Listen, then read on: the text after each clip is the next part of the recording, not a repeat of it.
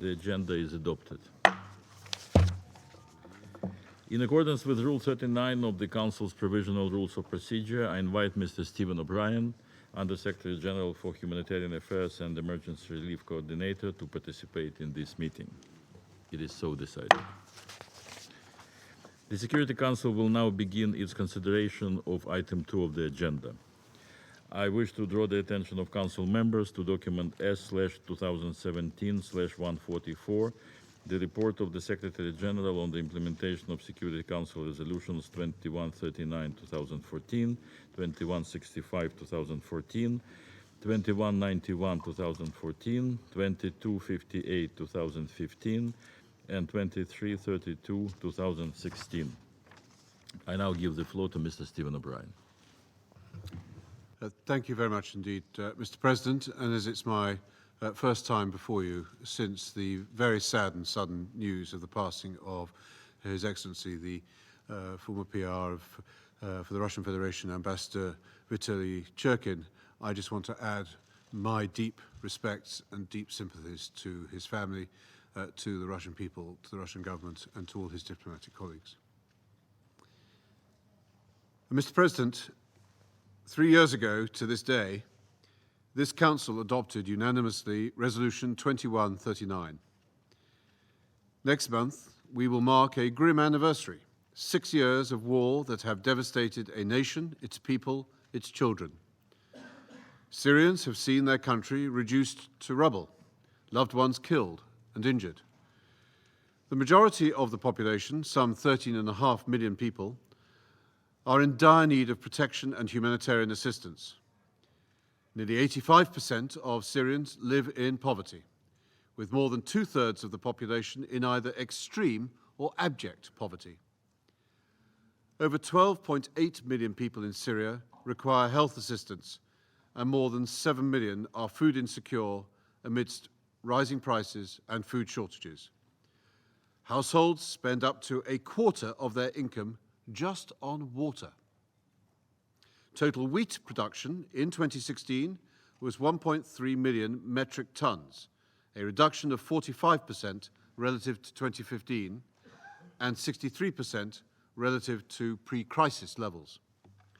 The destruction of essential infrastructure, including schools and hospitals, the devaluation of the currency, the impact of sanctions, rising food prices, shortages of fuel and electricity, as well as a lack of clean water, has exacted a high toll on the majority of Syrian families and communities throughout the country.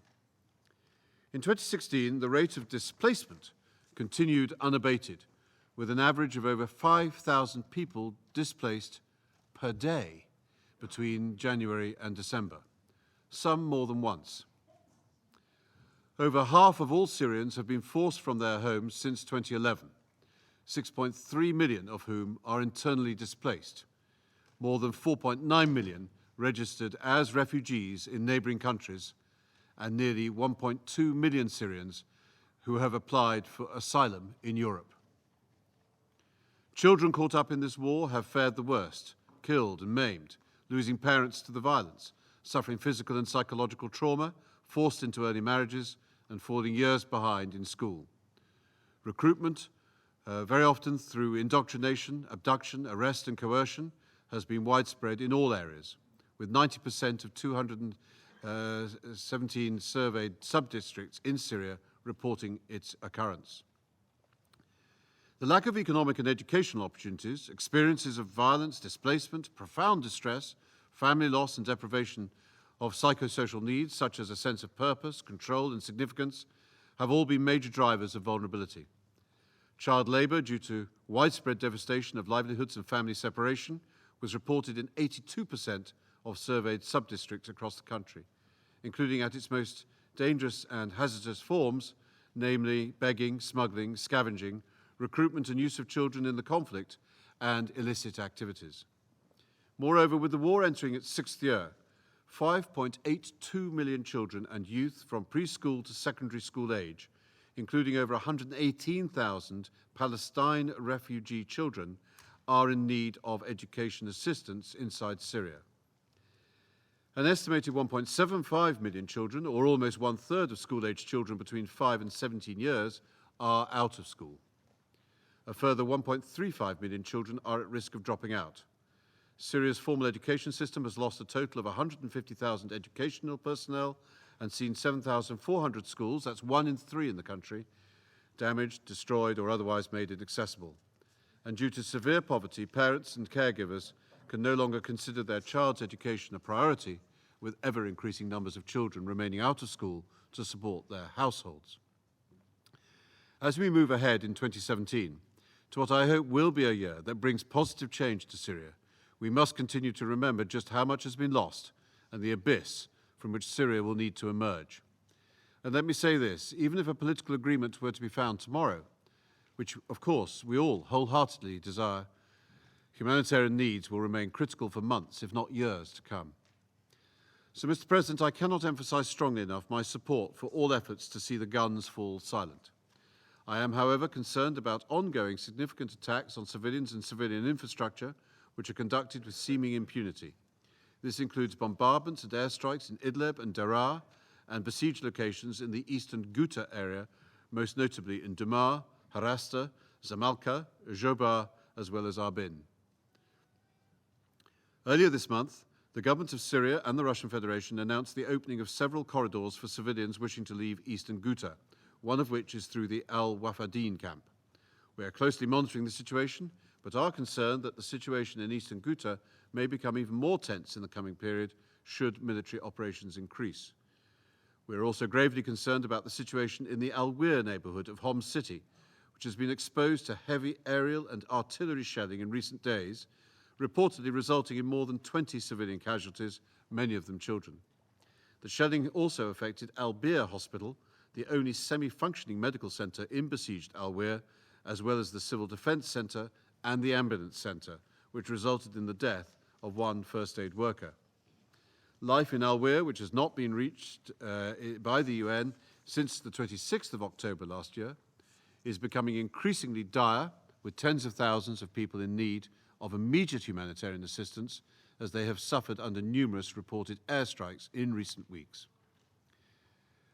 To the south, a substantial increase in conflict around Daraa city was recorded on the 12th of February 2017. As a precautionary measure, all schools and universities in both government and NSAG-controlled areas have been temporarily closed due to heavy clashes, aerial bombardment, and artillery shelling. On the 19th of February, the ISIL affiliate, Jaish Khalid bin al-Walid, JKBW, commenced an attack on FSA positions on 3 fronts, looking to break out of Yarmouk Valley. Since the morning of the 19th of February, JKBW has taken over Tsil, which has an estimated population of 34,000, Jilin and Masaken Jilin, together a population of 9,200, and Edouin, a population of 4,900. Most of these populations of the villages are now reported to be under curfew, limiting the ability of people to flee. Along with FSA affiliates, at least one local council leader have reportedly been beheaded by JKBW in the areas which they have newly taken over. Many NGO staff were unable to flee before the JKBW advance and have now gone radio silent in these villages. Attacks also took place elsewhere in Daraa Governorate, with airstrikes reportedly hitting 6 medical centers and health points on the 15th of February in Saida, Yaduda, Naima, Nasib, Al-Jiza, and Al-Garia al-Sharqiyya, causing severe damage to facilities and rendering some of them out of service. The Al-Balad field hospital in Daraa appears to also have been hit by an airstrike and rendered out of service. Due to this increased fighting in Rif Damascus, Idlib, Daraa, and other governorates, humanitarian access has been further limited to some of these areas. In Idlib, infighting between the Al-Nusra Front, also known as Jabhat Fatah al-Sham, and non-Nusra groups, has resulted in restricted humanitarian programming and civilian movement. On the 24th of January, UN assistance through Bab al-Hawa border crossing point was suspended for a day due to increased insecurity, and humanitarian actors restricted their programming for most of the last week of January, affecting 2 million people in Idlib Governorate, including 900,000 IDPs. To the south, The Ramtha border crossing point has been suspended since 13th February due to the intensification of attacks in and around Daraa city. Fighting in the south also resulted in the displacement of more than 10,000 people from Daraa city, many of whom have moved to farms and villages southeast of the city. Additional people are likely to be displaced in the coming days if the violence continues. These displacements create further strain on a population already deeply affected by the conflict. In addition to these displacements, ongoing movements into Idlib and the western Aleppo countryside, due to evacuations and local agreements, are increasing the humanitarian needs in many of these locations. Mr. President, in the besieged 4 towns of Al-Zabadani, Al-Fua, Kafraya and Madaya, last reached on the 28th of November, the situation is catastrophic, with over 64,000 civilians trapped in a cycle of daily violence and deprivation, where malnutrition and lack of proper medical care continue. A situation compounded by the tit-for-tat arrangement between the 4 towns, which makes humanitarian access prone to painstaking negotiations that are rooted in political and opportunistic considerations rather than humanitarian principles and obligations. 5 people have died in Madaya and Kafraya in recent days, among them a mother who died while giving birth. Another 80 people need to be urgently evacuated if their lives are to be saved. These and other people are in dire need. They cannot wait any longer, and I truly hope that members of this Council and members of the newly established joint group will manage to unlock this horrific gridlock on the 4 towns and compel parties on the ground to enable immediate humanitarian assistance, including medical evacuations, without any further delay. Mr. President, I also remain gravely concerned that military operations against ISIL continue to result in civilian suffering. In recent weeks, for example, airstrikes and fighting around both al-Raqqa and al-Bab resulted in numerous civilian casualties, the destruction of civilian infrastructure, as well as displacement. To date, the UN has received reports of approximately 300 civilians killed, mainly due to airstrikes and improvised explosive devices. Civilians have also been subjected to gunfire by fighters, with ISIL fighters shooting at civilians who try to leave towards areas controlled by non-state armed groups, and in some cases, non-state armed groups shooting at civilians who appear to have been mistaken for ISIL elements. As different parties pick up the pace to enter into Raqqa and al-Bab, and as ISIL retreats, bridges, water systems, and other civilian infrastructure are being attacked and destroyed. The Tabqa Dam on the Euphrates River is a strategic facility in Syria which holds about 14 billion cubic meters of water for drinking and irrigation purposes and produces about 2.5 billion kW of electricity per year. Such a facility must be protected from the impacts of the ongoing conflict in the eastern and northern regions, where any damage or misusing of the dam could potentially risk significant flooding across Raqqa and as far as Deir ez-Zor should the dam fail. Heavy flooding would likely have catastrophic humanitarian consequences in downstream areas, submerging huge swathes of agricultural land and affecting hundreds of thousands of people who already face critical problems in meeting their immediate needs. And as fighting moves into urban areas, there is grave concern that there will be a significant increase in civilian casualties. In recognition that civilians trapped in areas controlled by listed terrorist groups are already facing human rights abuses and humanitarian suffering, efforts to retake such areas must be undertaken with the utmost care for the plight of the many hundreds of thousands of civilians trapped in these locations. So, Mr. President, distinguished Council members, as you all know, the UN and its implementing partners reach millions of Syrians via regular and cross-border programming each month. The lack of safe, unimpeded and sustained access remains, however, the greatest obstacle to reaching people in need in besieged and hard-to-reach areas. The cumulative reach of humanitarian actors to besieged and hard-to-reach areas through interagency convoys and airdrops increased from 620,000 in 2015 to more than 3.3 million in 2016. Yet despite this considerable improvement, humanitarian actors are all too seldom able to deliver life-saving assistance and protection services in a timely, effective, and strictly needs-based on a sustained basis. A review of interagency cross-border convoys in 2016 showed that a lack of predictable access prevented the implementation of 2/3 of the requests initially approved by the government of Syria. These were primarily due to administrative, security, and operational constraints. During the second half of 2016, interagency convoys were only allowed to proceed during the last 10 working days of the month. And those convoys that did deploy had medical items routinely removed. In fact, 67 of the 99 interagency cross-line convoys in 2016 had a significant number of medical items removed. As previously stated, in December last year, only one convoy was deployed throughout that month, to Khan el-Shia, reaching 6,000 people, despite the fact that the UN had received initial approvals to reach almost 800,000 people in hard-to-reach and besieged locations. Similarly, in January, only a single convoy could be deployed, delivering aid to 40,000 people in Madamiyet el-Sham. And so far, in February, only 2 convoys have been able to deploy, to Talbiseh on the 5th of February, delivering aid to 84,000, and to Al-Rastan on 12th, with assistance to 107,500 people. Insecurity has also forced the United Nations to abort 2 convoys in as many days to Al-Weir just this past week. Some 50,000 civilians in Al-Weir are facing ever-worsening humanitarian conditions and have not received humanitarian assistance for 117 days. On 19th February, the loaded convoy was forced to turn around due to the security situation on the ground, including an incident in which a person was injured due to a shot by a sniper.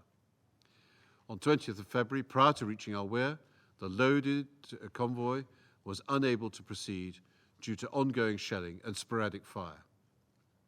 On its way back to the warehouse, several trucks filled with humanitarian supplies were diverted by civilians and unknown armed elements to a government-controlled area. The drivers and trucks were temporarily detained, and some drivers were reportedly roughed up, but have since been released, but without their humanitarian supplies, and everyone, I'm pleased, is safe and accounted for. I condemn this incident in the strongest possible terms. I'm shocked at the blatant disregard for the protection of humanitarian workers and humanitarian assets.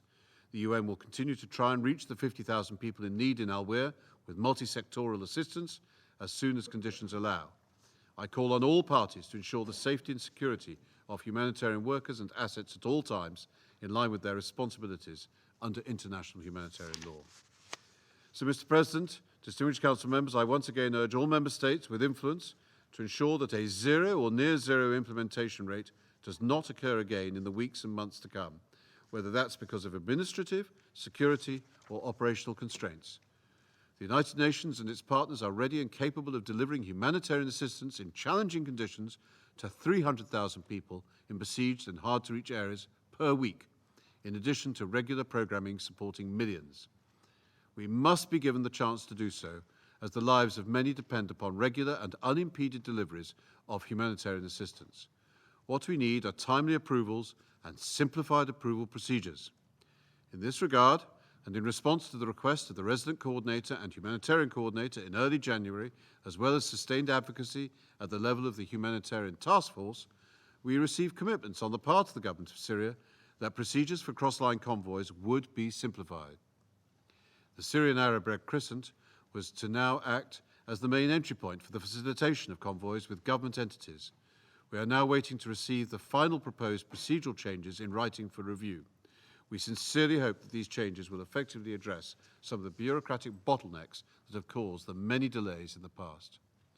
And let me also reiterate that cross-border assistance from Turkey and Jordan continues to represent a core element of the humanitarian response. This is especially important since the needs are growing as local agreements are sending more people to the north, as well as some locations in southern Syria, locations which are already strained by the current IDP population, with 900,000 IDPs in Idlib Governorate alone, for example. Consequently, the UN and partners' cross-border deliveries have steadily increased since the adoption of Resolution 2165 in July 2014, and that same year 624 trucks were inspected before crossing the border into Syria, of which 172 trucks crossed into Syria via Al-Rantha in Jordan, and 120 trucks via Bab al-Salam in Turkey and 132 trucks via Bab al-Hawa in Turkey.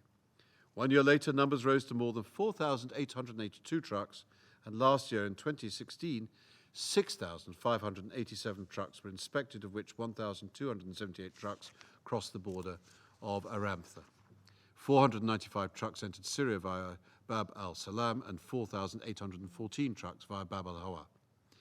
I would also like to specifically point out that the bulk of our humanitarian response has been implemented by a vast panoply of NGO partners on the ground, and they must be protected at all times under all circumstances. So, Mr. President, let me conclude, if I may, by saying this. The eyes of all Syria and the eyes of all the world are looking to Geneva. As has been stated so many times already, there is no humanitarian or military solution to this conflict. A genuine political commitment to peace will be needed if 2017 is to offer any different prospect than the death and destruction of the past 6 years. Millions of battered and beleaguered women, men, and children depend on meaningful action and the constructive engagement by the Syrian parties and their allies, starting tomorrow at the intra-Syrian negotiations in Geneva, to assure Syrians that an end to the conflict may finally be within reach. Thank you. I thank Mr. O'Brien for his briefing. The representative of Uruguay has asked for the floor to make a statement. I give him the floor. Muchas gracias, señor presidente. El protocolo, la costumbre y los buenos modales